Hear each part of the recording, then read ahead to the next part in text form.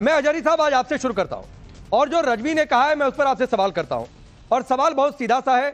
आप या कोई और मौलाना या कोई भी XYZ वो तय करेगा कि हिंदू एकता यात्रा का औचित्य है या फिर नहीं औचित्य है?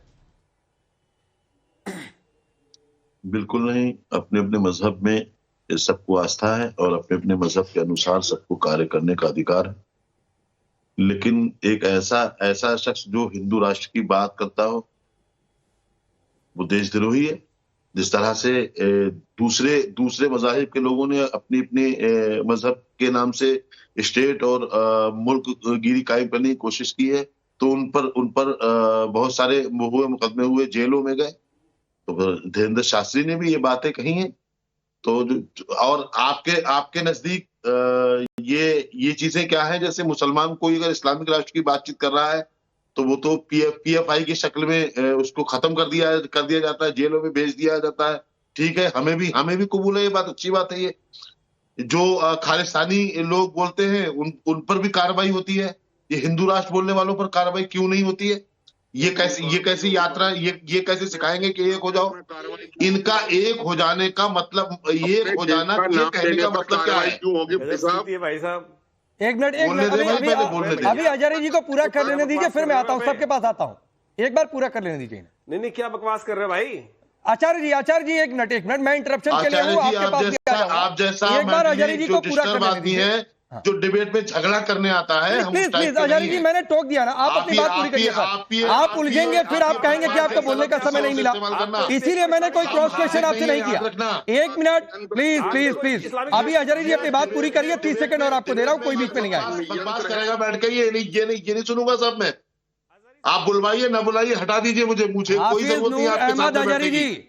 मैंने आचार्य विक्रमादित्य को रोका और कहा कि आचार्य जी को पहले पूरा करने दीजिए।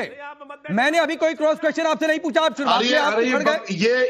ये अभद्र भाषा का प्रयोग क्यों कर रहा है? अभद्र भाषा कोई किसी के लिए नहीं करेगा, नहीं स्वीकार है। अभी सिर्फ आचार्य जी बोल रहे हैं, अपनी बात पूरी करिए सर, मत व्यक्तिगत उलझिए, बोलिए। मेरा सीधा कहना यह है कि ये मौलाना शहाबुद्दीन रज़वी ने इससे पहले जो पूरे तमाम उलमा, तमाम इस्लामी संगठन वक्फ बोर्ड पर अपनी बयानबाजी कुछ और कर रहे थे और मौलाना शहाबुद्दीन एक तरफा वक्फ बोर्ड के जो संशोधन हो रहा है उसके साथ में खड़े हुए थे। आज उन्होंने ये बात कह दी तो ये बात बुरी नहीं लगनी चाहिए। ये जो पहले आप अजहरी आप ये बताइए कि आप रजवी के साथ है कि रजवी के खिलाफ है जो उन्होंने कहा है? पहले स्टैंड क्लियर करिए। रज़वी के इस बयान के साथ में हूं मैं। मतलब आप चाहते हैं कि इसे तो मतलब आप नहीं तो फिर ये दिखावा क्यों कर रहे थे आचार्य जी? ये दिखावा क्यों कर रहे थे कि हिंदू एकता यात्रा का औचित्य नहीं है? ये कहने वाले रजवी कौन होते हैं? रजवी ने गलत का फिर दिखावा क्यों कर रहे थे? आप बोलिए ना खुलकर कि हिंदू एकता यात्रा का औचित्य नहीं है। जो सुन ले मेरी बात, जो ये कहे कि बटेंगे और कटेंगे, इस तरह से जुमले कह करके फिर अरे तो बटेंगे तो कटेंगे, ये आपके लिए था, आपने अपने ऊपर क्यों ले लिया आचार्य जी? अरे ये क्या है बताए ना, एक तरफ बटेंगे और कटेंगे। अरे तो ये आपके लिए था, दिया जाता आपने अपने ऊपर क्यों ले लिया? देश को बांटने की कोशिश की जा रही है, दूसरों को दूसरी तरफ पूरे देश को बांटने की साजिश हो रही है। ये जो बाबा है ये लॉन्च किए गए हैं भारतीय जनता पार्टी के। भारतीय जनता पार्टी के पास एक ही सहारा है जो धर्म का सहारा है। इसके सिवा कुछ नहीं है। और ये सब तो जितने फतवे निकाले जाते हैं आचार्य जी, जो आप धर्म की दुहाई दे रहे हैं, महाराष्ट्र में जो फतवे निकाले गए, मस्जिदों के लाउड स्पीकर से जो फतवे निकाले गए, तमाम मौलानाओं ने खुलकर अपनी राय जाहिर कर दी कि किसको वोट देना है नहीं देना है, तब आपको ठीक लग जाता है। दूसरा कोई अपनी राय जाहिर कर देता है तो आपको गलत लग जाता है। इल्जाम है, ये आपका इल्जाम है। आप दिखाइए ना। नहीं मेरा इल्जाम नहीं है, मेरा सवाल है। महाराष्ट्र में कई लोग इस्लामिक स्कॉलर है, मौलाना है, जिन्होंने कहा है कि इस गठबंधन को वोट देना चाहिए। उन्होंने खुलकर कहा कि हम 25 लोगों की लिस्ट दे रहे हैं, इस पर मुस्लिम उम्मीदवार खड़ा करिए। अरे मैंने खुलकर के आपकी ही क़यादत और सदारत में उन लोगों की मजम्मत की है। ये इस बात को मत भूलिए आप। अब आचार्य विक्रमादित्य, पहले तो इन्होंने मुझे लगा कि शायद रजवी की आलोचना करेंगे, लेकिन लगता है कि हिंदू एकता यात्रा निकालने से पहले इस देश में किसी संत को आचार्य जी और इनके जैसे लोगों से सर्टिफिकेट लेना पड़ेगा कि भाई हम निकालें कि नहीं निकालें, औचित्य है कि नहीं औचित्य है, बता दीजिए।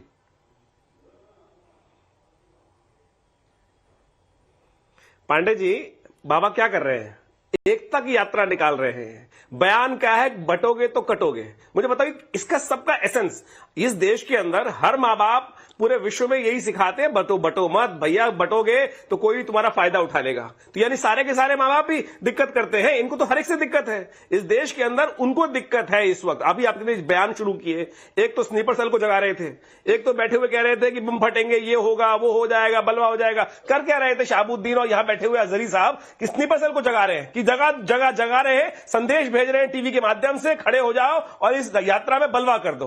देश जगाने के लिए, एकता की तरफ, एकता का संदेश देने के लिए जो विभाजित लोग हैं, और दूसरे वो आरजेडी वाले बैठे हुए थे भाई साहब, जो कह रहे थे जिनकी छाती में सांप लौट रहे हैं क्योंकि राजनीतिक महत्वाकांक्षा, क्योंकि समाज एक हो रहा है। समाज को समझ में आ गया कि इस देश के अंदर तथाकथित तौर पर जो राजनीतिक दल रहे हैं, जो तथाकथित तौर पर इस देश को बांट कर खाकर, नोच कर खाने की फितरत बनाए बैठे हैं। यहां भी बैठे हैं जो केवल यही चाहते हैं कि हमको ये दे दो, हमको ये दे दो, हमको ये नहीं मिला, हमको ये नहीं मिला, हमको ये नहीं मिला। खाते सारा सब कुछ खाए जा रहे हैं इस देश का।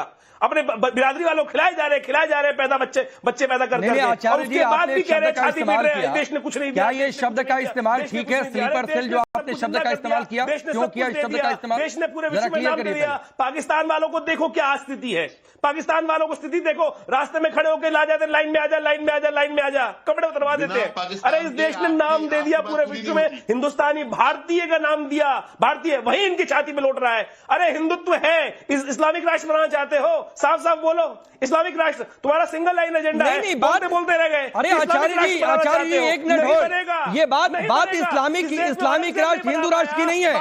ये राष्ट्र हिंदू का भी उतना ही है, ये राष्ट्र मुसलमानों का भी उतना ही है, आपका भी उतना ही है, मेरा भी उतना ही है, बिलाल खान का भी उतना ही है, मेहरदीन का भी उतना ही है, अजहरी का भी उतना ही है। लेकिन कोई कहे कि हिंदू एकता यात्रा के लिए औचित्य नहीं है, तो ये तो गलत है। अजहरी जी जो आप बोल रहे थे बोलिए, फिर मैं अजय गौतम आपके पास आ रहा हूं। आचार्य जी, ये अपनी तरफ से मनगढ़ंत बातें किसी मामले में ला करके ये कह देना, ये बातें अच्छी नहीं है आपकी।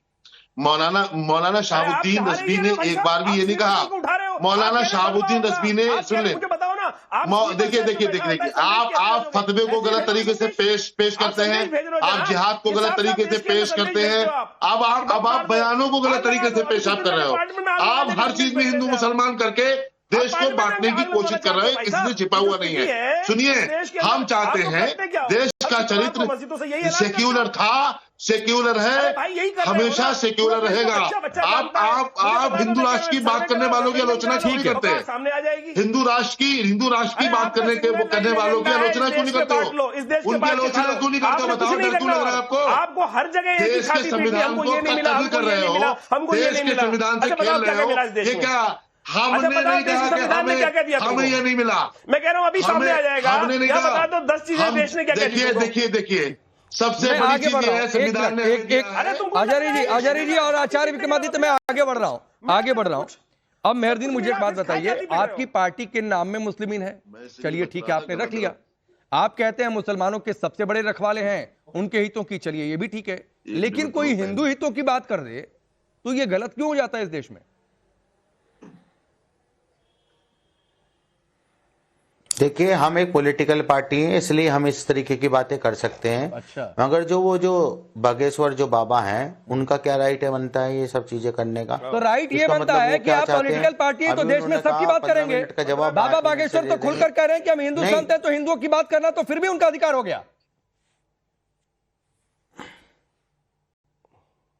देखिए, वो बात करें, हमें उससे कोई दिक्कत नहीं है, मगर जिस तरीके की उन्होंने 5 मिनट की बात करी, तो मैं बागा बागेश्वर को चैलेंज करता हूं, अगर उन्होंने मुझे देख लिया तो उनकी हवा निकल जाएगी। एक मिनट अगर उन्होंने मेरा रूप देख लिया, उनकी हवा निकल जाएगी। क्या देख लिया तो हवा निकल जाएगी?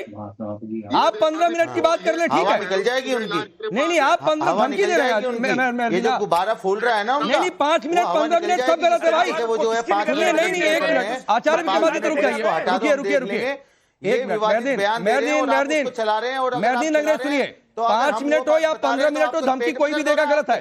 लेकिन आप कह रहे हैं कि मेरा चेहरा देख लो तो हवा निकल जाएगी, धमकी दे रहे हैं क्या? क्यों परेशान हो रहे हैं? आप क्यों उछल कूद कर रहे हैं? नहीं धमकी दे रहे हैं क्या? करिए उछल कूद। नहीं